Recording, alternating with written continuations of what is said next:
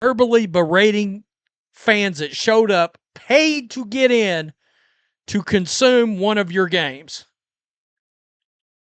We got the WNBA media. Roberta's losing her mind. Losing her mind because she wants to be able to ask Sophie Cunningham and Caitlin Clark non-basketball related questions. And I got to give the Fever credit. They pretty much gave the correct answer last night. We're keeping this about basketball. A pregame demonstration outside a recent Fever vs. Storm matchup has drawn attention across WNBA coverage, following claims that a Seattle Storm co-owner confronted and used harsh language toward two teenage fans supporting Fever guard Sophie Cunningham. We're keeping this about basketball. I'm sure that probably put a dagger in Stephanie White's heart because, let's be honest, she's one of the ones that always are right there. She verbally chastised all the fans of Caitlin Clark and the Indiana Fever. If you wasn't inclusive, yada, yada, yada, they didn't want you to consume. According to reports, a group gathered before the Tuesday night contest to show support for Cunningham, with attendance described as larger than initially expected. Several young fans were seen wearing jerseys for Cunningham and Caitlin Clark, while a smaller group gathered nearby holding signs expressing opposing views on transgender participation in women's sports. Storm assistant Stephanie Doolson was seen arriving before the game wearing an item referencing human rights, according to accounts from the scene. Inclusive, yada, yada, yada, they didn't want you to consume. Sorry, not sorry. Let's start here. There was a Sophie Cunningham fan rally outside the Fever game tonight. And, yeah, it looks like there was a lot more people there than people were originally talking about supporting Sophie Cunningham. So there were also a few freaks that showed up. Reports state that one attendee wearing branded athletic apparel supporting women's-only competition was targeted with insults, and that at least one sign was removed following an alleged confrontation. Sources allege that a Storm co-owner, identified as Celeste Caton, used profane language toward the group and directed harsh remarks at them, leading one 16-year-old attendee to become visibly upset and put away her sign. A nearby fan reportedly made a critical comment about the group's shirts as well.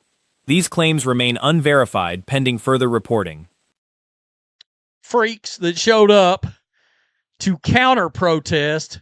Lots of little girls in Caitlin and Sophie jerseys. One girl passed us and said, quote, "That's sick." Yikes. Yikes.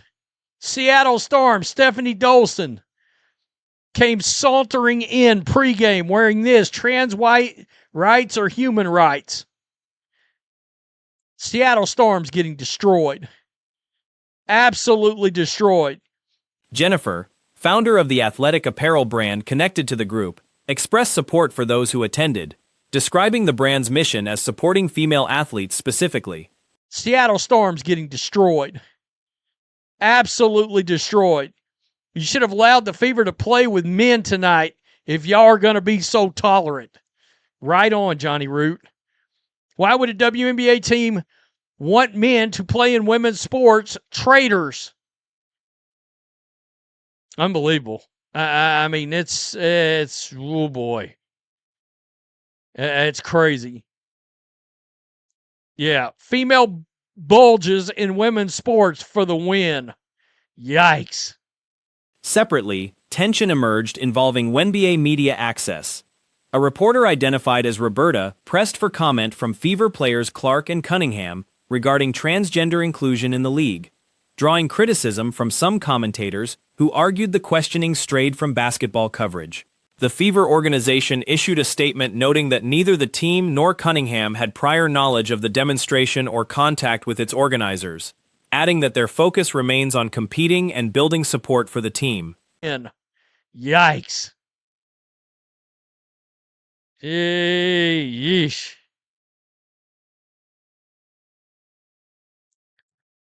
Then you should have no problems playing against biological men. Let trans women play in the WNBA so they can actually get a dunk contest. Brandy Krause, who helped organize this pro-women's rally, not an anti-trans. Storm head coach Noelle Quinn addressed the rally in a separate comment, stating the organization works to ensure all fans feel welcome and safe when attending games, coordinating with venue security as needed. Not an anti-trans rally. That's the media blowing smoke up your ass. A pro-women's and girls rally. Their rights. A women's basketball league, a women's basketball owner is triggered by somebody that is pro-women's rights. Pro-girls' rights. Think about that a minute.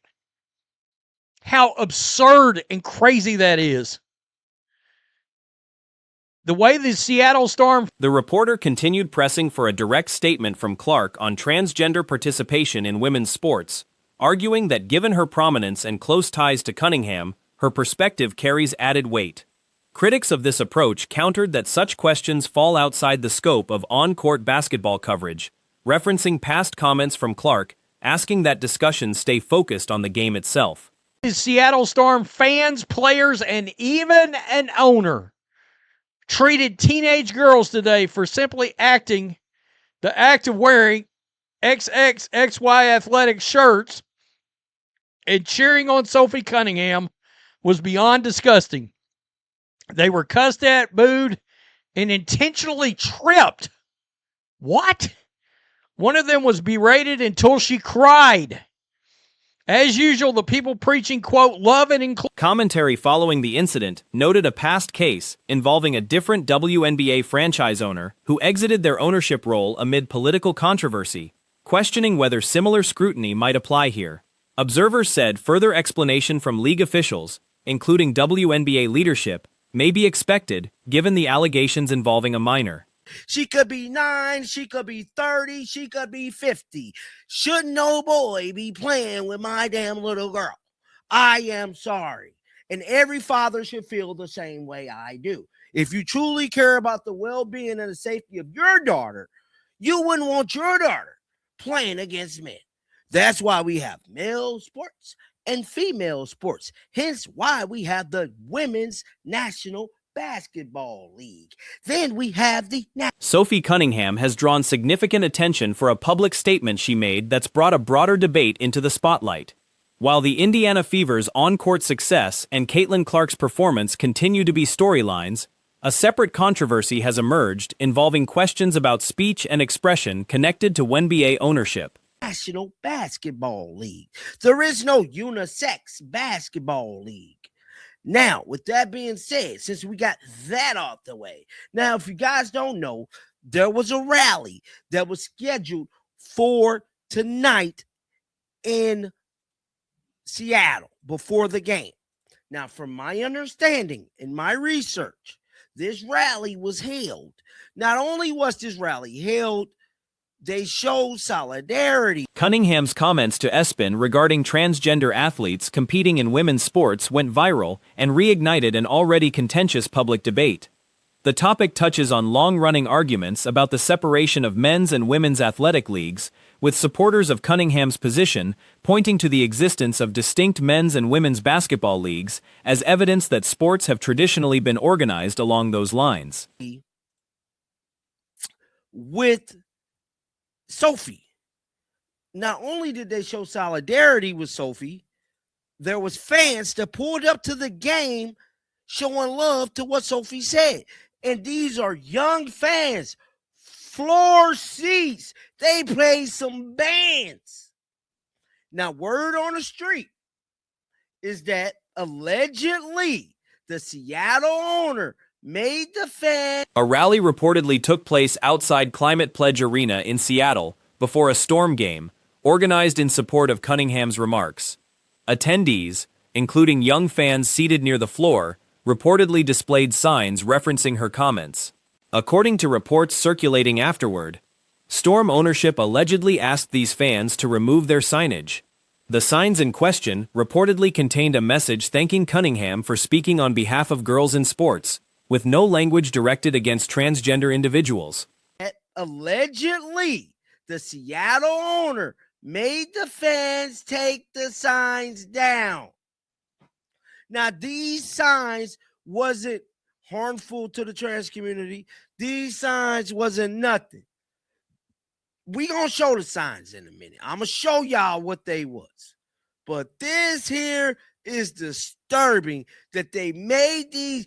They should find a lawyer tomorrow. I mean, they should find a lawyer not even tomorrow, tonight, and sue the... Accounts of the incident have circulated primarily through social media, and some details remain unverified.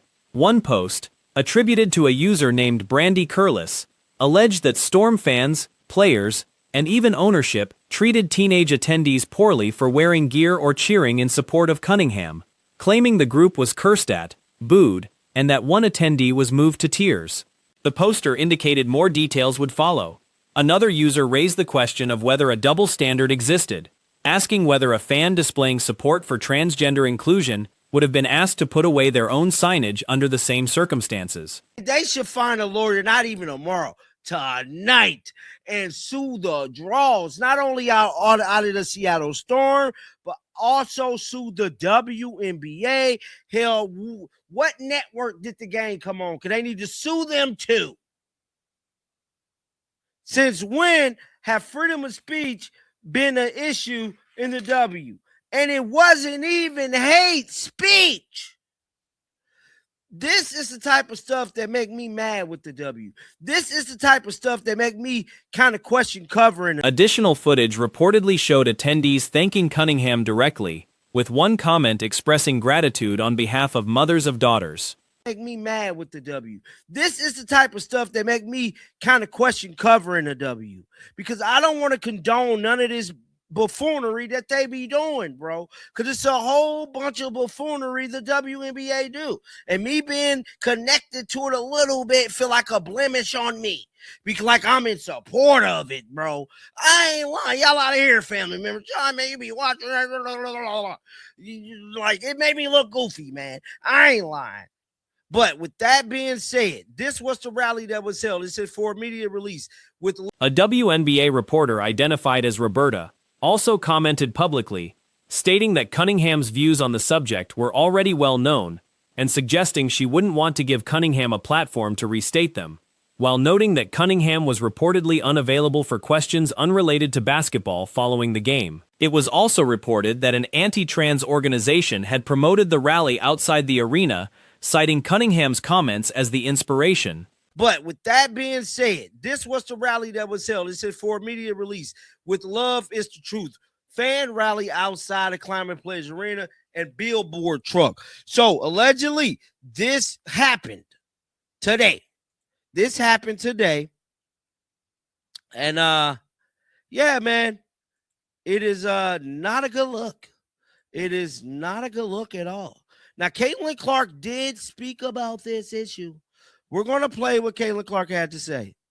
But we have to show this. At a separate press conference, Fever head coach Stephanie White was asked directly about the rally, about her reaction to it as a member of the LGBTQ+ community, and whether the team had discussed the matter internally. White read a prepared organizational statement indicating that neither the team nor Cunningham had prior knowledge of or contact with the rally's organizers, and reiterated that the team's focus remained on winning games and building long-term fan support.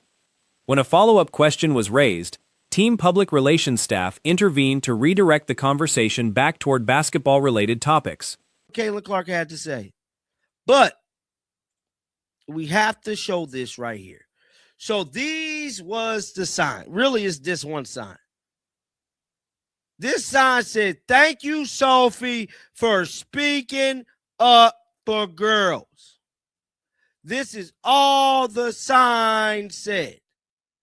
Now, this caption said, "The way Seattle Storm fans, players, and even the owner treated teenage girls today for the simple act of wearing a XXXY athlete shirt and cheering on Sophie."